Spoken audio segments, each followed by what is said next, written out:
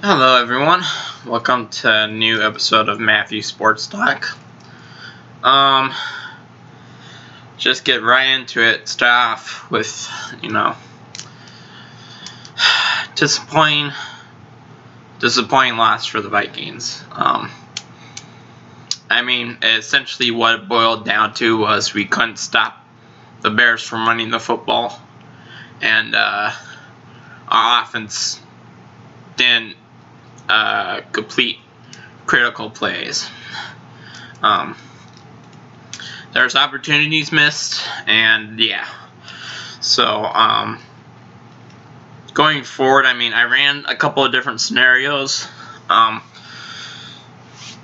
Best case scenario, in terms of draft position wise, we would obviously have to lose out, and a couple of the teams would have to win out. But the best scenario puts us at number 8. Like I said, a couple of teams have to win out. The Lions would have to win out. The Falcons would have to win out. The Broncos, the Eagles, Washington, all those teams would have to win out in order for us to Washington actually just has to go 1-1, because then we'll be 6-10 and they'll be 7-9. So correction, yeah. But the Eagles would have to win out for sure. The Lions obviously would have to win out, which is very unlikely considering next week they're playing the Tampa Bay Buccaneers. Denver would have to win out, which is very unlikely because I think no, they don't play the Chiefs. They play the Chargers and the Broncos and the Raiders, so yeah, that would be pretty unlikely. So let me just tweak this back to Vikings being the Lions, which would put us at 7-10. I honestly think the Buccaneers would beat the Lions. Let me fix this so that's more truthful.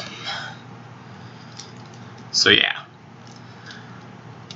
probably end up somewhere between 12 to 14 for our draft pick. So we'll have to just see going forward from there. But yeah, disappointing, but then again, you look back and analyze the whole season. Too many close games that we lost, which we could have won, especially early on in the season, like against the Titans and the Seahawks. And then later on in the season, like to the Cowboys, and today to the Bears. So, yep, very disappointing. And given Zimmer's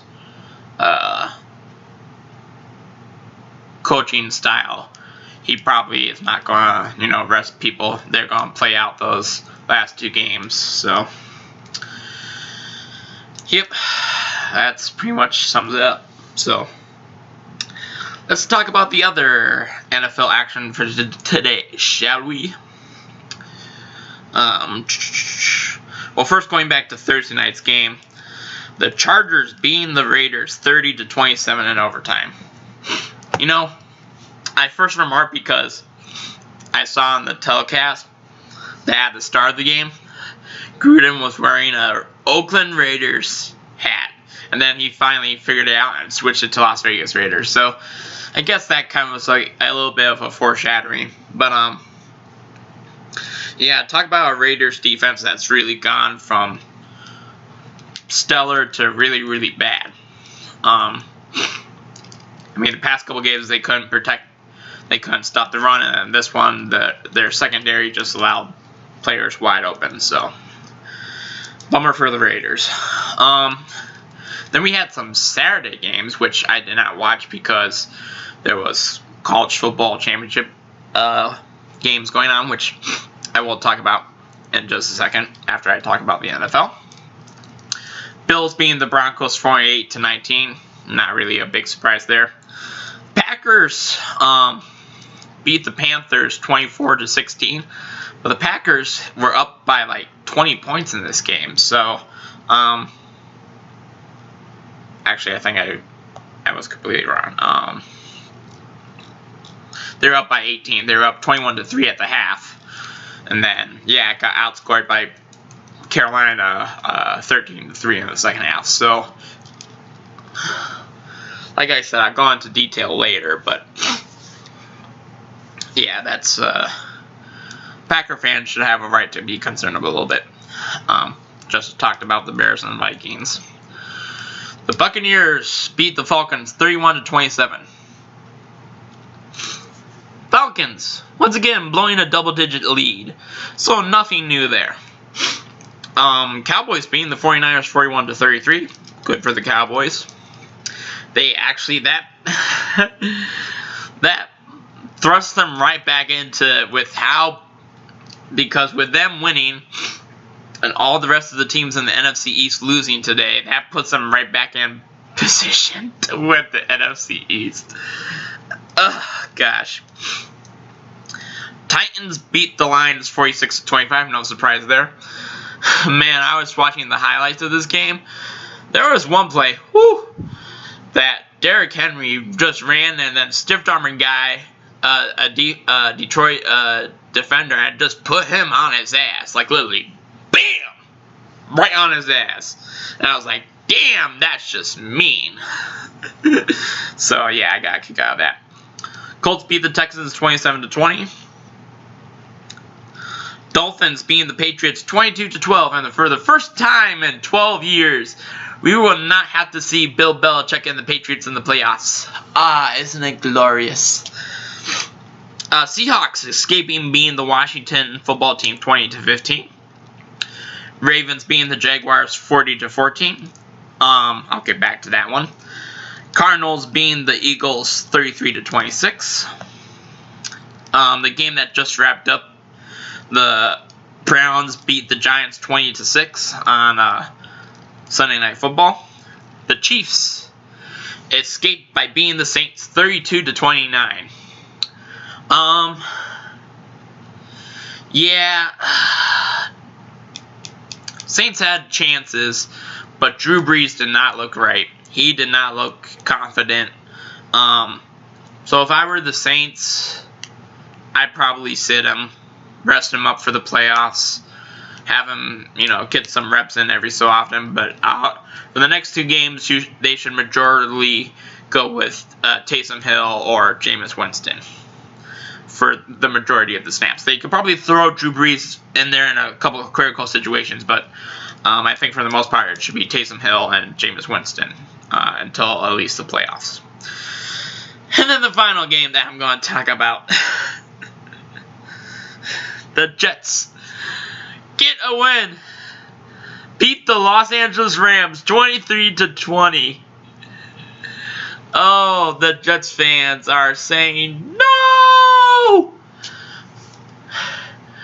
See, if you want to tank, you gotta do it correctly. You can't be winning games, because now, with that win, they have lost the first overall pick.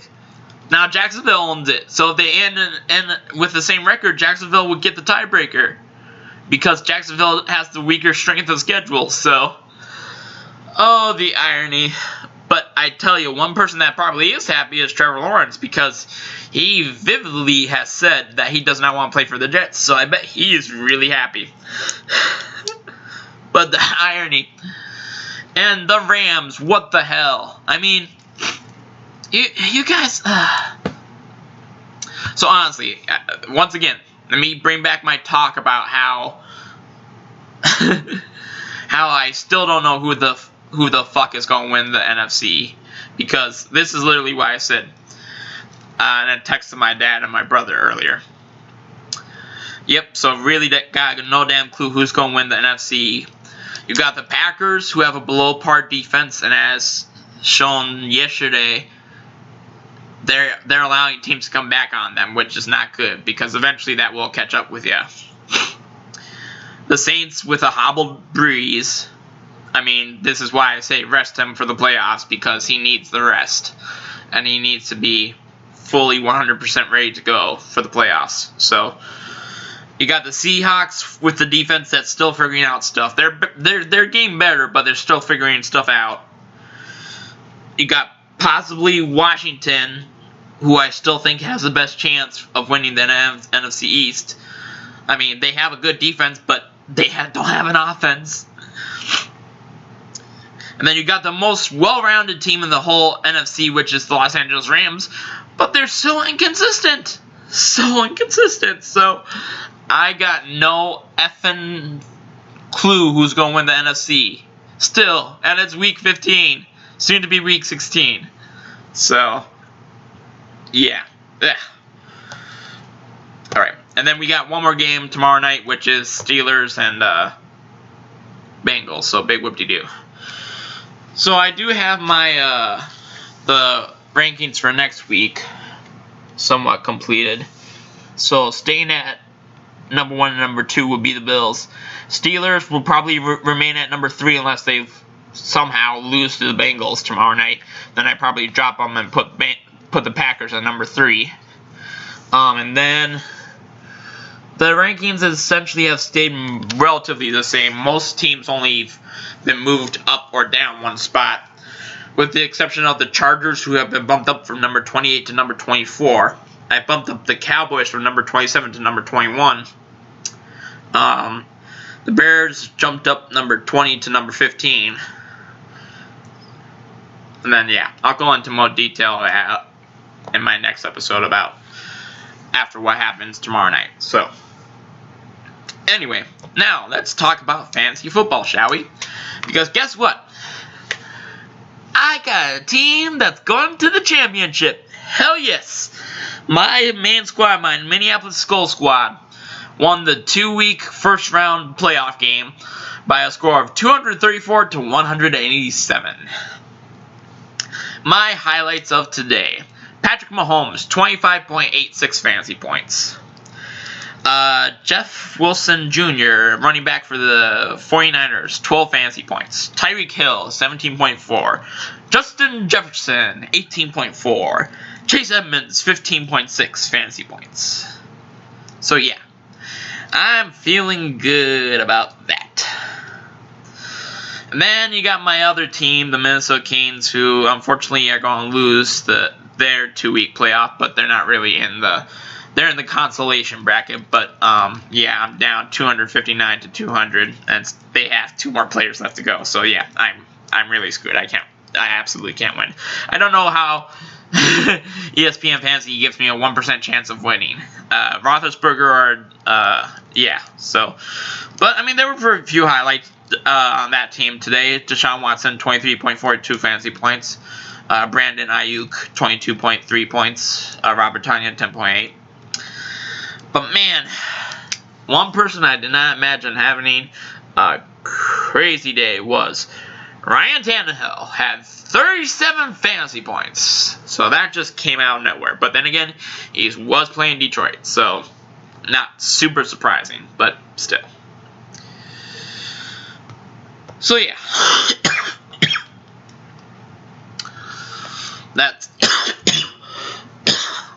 That's football. Sorry, excuse me. I have like a little flunch in my throat. So now NCAA football. No big surprises. With Clemson beating Notre Dame handily yesterday in the ACC title game, makes sense that Notre Dame dropped down to number 4. Then Ohio State winning their number 3. Clemson would be number 2, and Alabama would be number 1. I think Alabama's probably going to beat Notre Dame probably handily, I would say. And then Clemson and Ohio State should be interesting. I think I would give a slight edge to Clemson, but you never know. So I'm just looking through the bowls that have been announced so far. A lot of them have been canceled, I know, so be very, very interesting.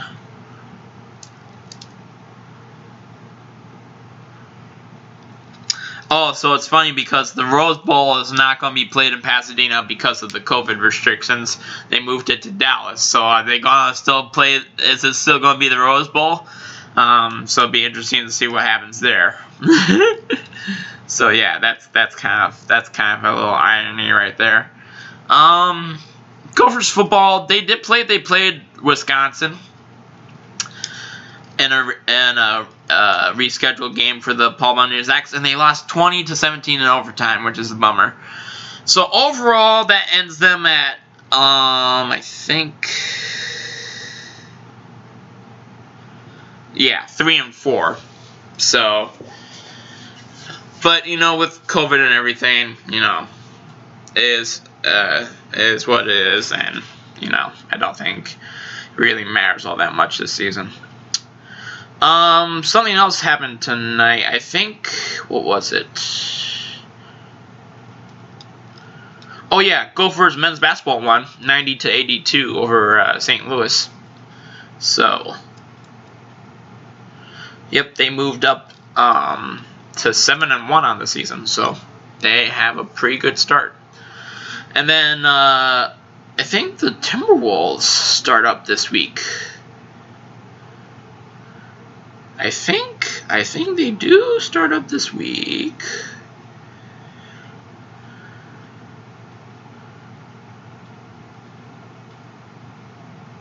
I think, gosh, I want to say they do. I know the NBA season starts this week. Yes. Wednesday, the 23rd, the Timberwolves are back in action against the Detroit Pistons. So I'll be able to start talking about the Timberwolves. And the NHL has agreed on an agreement for starting up the season in January. So soon it's going to be Timberwolves and Wild. It's going to be my talking points on this show. So yeah, I guess that will wrap up this episode of Matthew Sports Talk. I will try. This week's going to be a little bit crazy because it's the holiday season and, work is going to be crazy. But I will try to make at least one more episode before Christmas. So, until next time, this is Matthew Hamilman signing off.